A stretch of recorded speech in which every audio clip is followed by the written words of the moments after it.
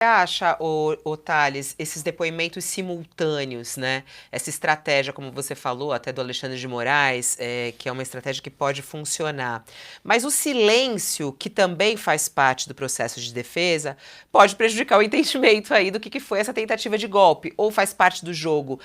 O fato do silêncio, que pode vir não apenas de Bolsonaro, porque é uma expectativa de que os outros também fiquem em silêncio, né? Eu creio que não tem como a coisa. Porque o que ocorre? Não é só o depoimento simultâneo, o Alexandre de Moraes também não abriu para eles. Eles tiveram acesso ao processo, mas não nas coisas que ainda estão sob investigação. Essas coisas ainda estão sob investigação, ele não podia revelar. Só que lá, na hora que eles vão falar, é claro que algumas coisas vão aparecer dessas coisas que ainda estão em investigação. Então, na verdade, o Alexandre de Moraes guardou esse as na manga. E é esse as que vai fazer com que cada um deles comece a soltar as coisas. Não vai ter como ter um silêncio completo de todos o tempo inteiro. Que é o que acabou. O Mauro Cid, de início, também não queria falar. Entendeu? Mas aí começa a aparecer uma coisa aqui, de um telefonema, uma mensagem ali que ele julga fundamental dar uma explicação. Só que essa explicação, em geral, ela também tem uma dose de mentira e não combina com a explicação dos outros.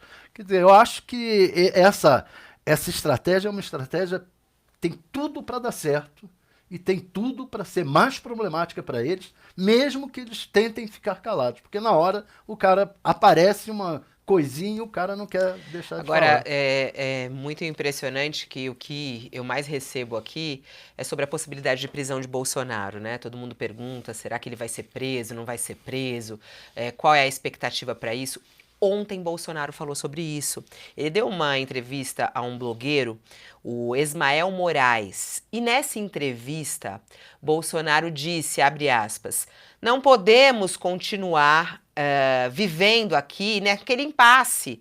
Ah, o Bolsonaro vai ser preso amanhã, pode ser preso a qualquer momento. Qual é o crime que eu cometi? Fecha aspas. Essa é a frase de Bolsonaro ontem. A gente está vendo as imagens aí dessa entrevista. Ele disse ontem isso ao blogueiro, quer dizer, qual é o crime que eu cometi?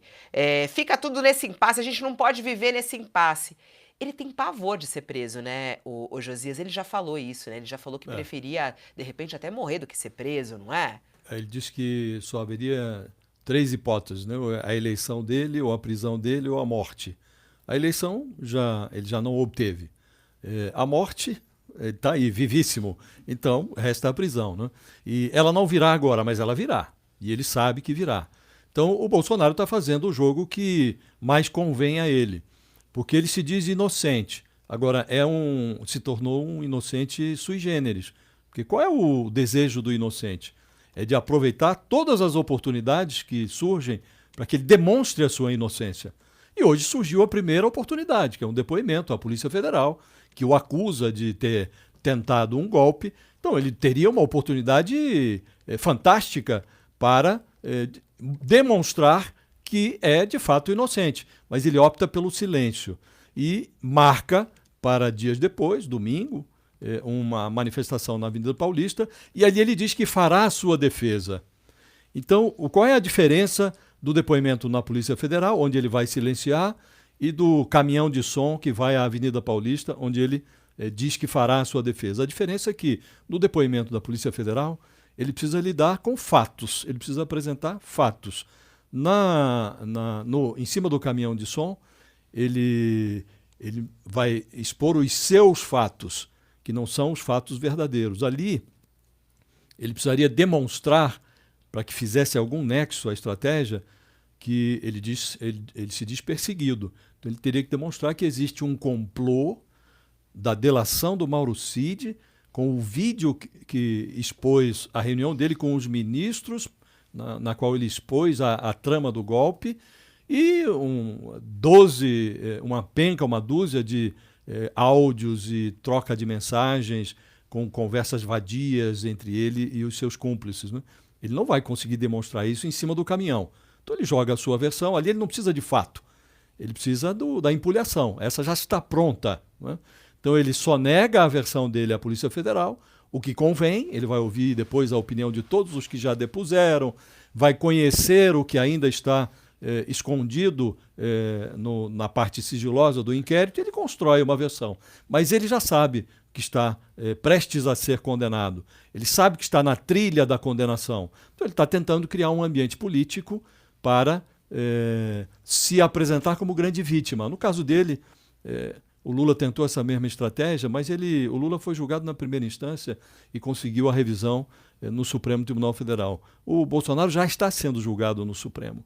Então, a hipótese de revisão da pena, ele já está inelegível, condenado, a inelegibilidade dele passará de 8 anos para 30 anos. Então, a estratégia é a única disponível para ele, porque ele se tornou um investigado indefeso diante das evidências que foram recolhidas. Então, essa é a única estratégia, mas ainda assim é uma estratégia ineficaz. Ô Thales, a pergunta, né, que o próprio Bolsonaro fez ontem nessa entrevista. Que crime que eu cometi? O que você responderia para ele, né? Porque eu acho curioso isso. Ele joga assim e eles têm como se... que crime que vocês estão vendo aqui, né? Vê algum crime? São tantos ali, tem uma lista, né? Tem uma lista. A principal delas é o golpe. Uma tentativa de golpe. Golpe. A tentativa de golpe é um crime, é isso que... É um crime terrível. E ele ainda tenta dizer que tentativa de golpe não é crime. Quer dizer, só pode ser julgado depois que der o golpe. Se depois que der o golpe, não há julgamento. Então, tentativa de golpe é crime. Esse é o grande crime do Bolsonaro. Agora, o que existe hoje, não só em torno do Bolsonaro, é a certeza da prisão. Tanto o Bolsonaro tem certeza da prisão, como os aliados mais próximos dele, o PL inteiro, todos os aliados, isso já é. E no meio militar também. Todo mundo acha que o Bolsonaro vai estar preso. Agora, você imagina o seguinte, ele está inelegível agora até 2030, mas se for condenado, vai ser inelegível por mais 30 anos. Como é que ele pensa sobre isso? Vem cá, todos os meus... durante esse tempo de inelegibilidade, vai aparecer alguém para ocupar o espaço. Política é isso, ocupar o espaço vazio. Você já tem ou o Tarcísio de Freitas, que é do grupo dele, ou até o governador aqui de Goiás, cujo nome é Ronaldo Caiado, que é outro que está crescendo muito entre os conservadores do país. Então, o espaço dele vai ser ocupado. E isso deixa ele desesperado, porque o raciocínio dele é que fosse ele deixasse a herança dele para os filhos. E não vai ter espaço para os filhos. Por quê? Porque o filho não vai poder ser governador de São Paulo se o Tarcísio estiver como governador. Não vai poder ser. Então, já era. O prefeito ele não vai conseguir fazer agora.